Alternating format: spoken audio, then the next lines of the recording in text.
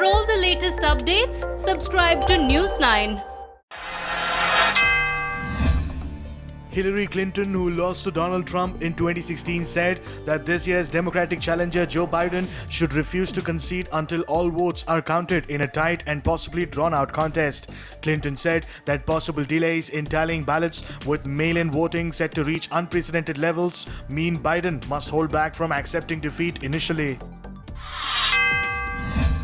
The US states of New York, New Jersey and Hawaii sued the Donald Trump administration over alleged steps to undermine the November presidential election by disrupting postal service. New York's Attorney General Letitia James announced that legal action was taken in a filing in Washington following the end of congressional hearings from Postmaster General Louis DeJoy, a Trump backer. China state media has said that a US spy plane entered a no-fly zone used by the Chinese military for live fire drills, branding it an act of provocation. The U-2 reconnaissance jet flight over an area in northern China violated safety rules between the two nations, said the Chinese Defense Ministry spokesman Wu Qian.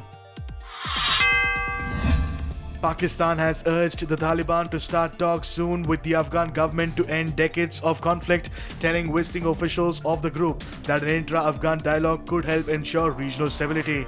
The meeting between Pakistani Foreign Minister Shah Mahmood Qureshi and a Taliban delegation came as Afghanistan's peace process remains stalled over disagreements on a prisoner exchange.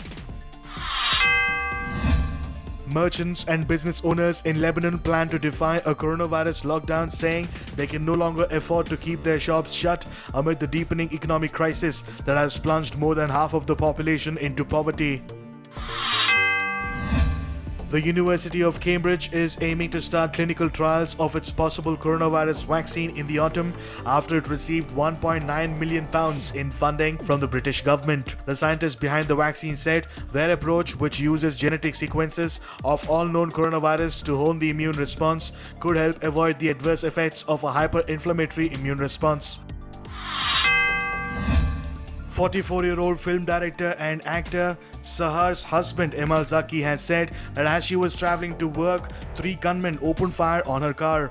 The 44-year-old director was taken to hospital, but the extent of her injuries was not immediately clear. Sahar is among Afghanistan's most famous actors, as well as a director and campaigner for women's rights.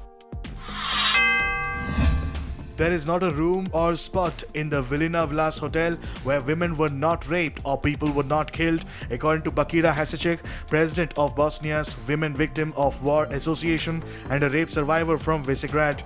It is estimated that Serb forces captured and raped at least 200 women and girls, mostly Bosniaks, in 1992 in the hotel in Visegrad, eastern Bosnia.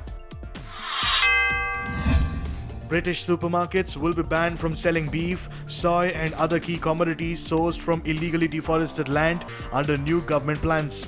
Large businesses operating in the UK will have to show that commodities including soy, cocoa and palm oil sourced in their supply chains complied with local environmental laws when being produced. Companies that fail to do so will face fines, according to the consultation from the Department for Food and Rural Affairs.